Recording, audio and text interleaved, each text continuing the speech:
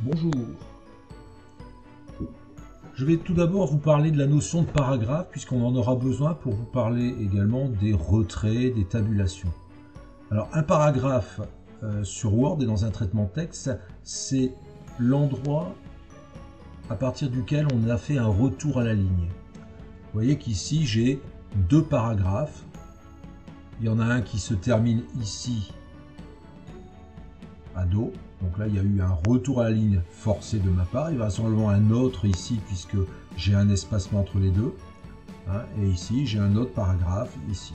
Alors, pour voir si effectivement il s'agit de paragraphes, on peut aller cliquer dans Accueil sur cette petite icône qui est ici, qui va me permettre de voir ce qui normalement ne se voit pas. Vous voyez, si je clique là-dessus, hop, on a des petits symboles qui apparaissent. Et on voit bien que tout à la fin de mon paragraphe, j'ai cette petite marque de paragraphe qui apparaît après le mot dos. Et pareil, ici, toujours après le mot dos dans le deuxième paragraphe, j'ai cette marque de paragraphe. On voit qu'effectivement, je l'ai également ici, ce qui veut dire que j'ai passé à la ligne de façon supplémentaire. On voit également au passage qu'on a des points au milieu de chaque ligne entre deux paragraphes. C'est le symbole pour dire qu'il y a eu un espacement. Il devrait toujours y avoir qu'un seul point, c'est-à-dire un seul espacement entre deux caractères. Donc là, je vais aller cliquer de nouveau là-haut pour pouvoir enlever ces marques de paragraphe. Et je vais en venir à la notion de retrait. Alors, il faut savoir que dans un document, il y a la marge. Donc la marge, c'est le bord de la page jusque le début du texte. Mais on peut rajouter à cette marge des retraits. Alors les retraits, on peut les faire de façon très facile, manuellement, en faisant ce qu'on appelle des tabulations. C'est-à-dire que je peux très bien me mettre devant ici le P de Pierre pour mon premier paragraphe et appuyer sur la touche Tab, tabulation, de mon clavier. Et vous voyez qu'automatiquement, il me fait une tabulation. Alors cette tabulation, si vous regardez en haut dans la règle graduée, on voit qu'on a plusieurs petites choses qui apparaissent.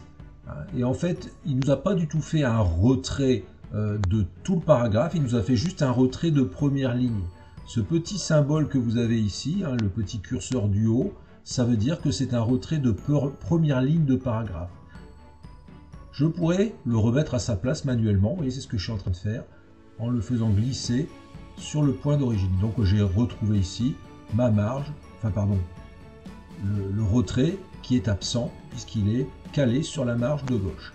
Si je veux vraiment, cette fois-ci, non pas faire un retrait de première ligne, mais un retrait de tout le paragraphe, et à ce moment-là, ce que je vais faire, je vais prendre ici le petit carré qui est ici en haut, qui va entraîner les deux autres curseurs du dessus, et qui va me permettre de faire un retrait pour ce paragraphe-là. Je suis en train de le faire. Là, vous voyez, je suis en train de pousser. C'est un retrait ici de ce paragraphe-là. Je peux aussi, tout en ayant ce retrait de paragraphe, demander un retrait de la première ligne de ce paragraphe. Donc dans ces cas-là, je vais prendre le petit curseur qui est en haut et je vais le décaler. Vous voyez qu'ici, j'ai fait deux choses. J'ai fait un retrait de paragraphe et en même temps un retrait de première ligne de ce même paragraphe. Si je veux tout remettre à sa place, je reprends le retrait de première ligne, je le remets au-dessus du retrait paragraphe et je prends le petit carré que je remets pour le faire correspondre ici à la marge de gauche. Alors il y a d'autres façons de faire. C'est si vous mettez devant le P donc de Pierre là, quand on fait une tabulation, comme on fait ça sur la première ligne du paragraphe, il va tout de suite interpréter que c'est un retrait de première ligne de paragraphe. Vous voyez, c'est ce que je viens de faire.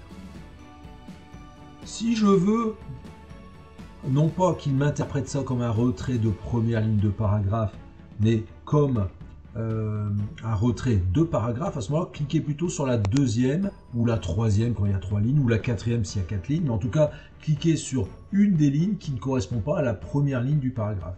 Et là, je me mets devant le S de 100, et là, si je fais tabulation, c'est bien tout le paragraphe qui fait son retrait. Et on le voit, il a bien suivi ça dans la règle graduée en haut, on a bien le curseur qui a suivi ce qu'on lui a demandé. Si vous faites Shift tabulation, vous revenez en arrière, si vous ne voulez pas le faire manuellement.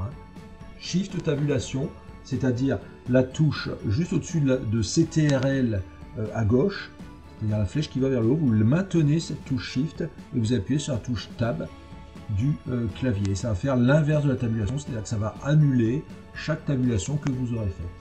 Si ici je voulais tabuler le deuxième paragraphe, sans envisager de première ligne de paragraphe, je mets devant le i de il y en a 10 et je vais faire tabulation. Vous voyez que c'est tout le paragraphe qui subit cette transformation. Je veux revenir en arrière, Shift tabulation. Un petit peu plus tard, je reviendrai sur la notion de tabulation personnalisée grâce au taquet de tabulation. Mais on n'en est pas encore là, donc on y arrivera un petit peu plus tard. Mais déjà, si vous êtes à l'aise avec cette notion de retrait à gauche et de tabulation, vous pourrez déjà commencer à faire des documents intéressants.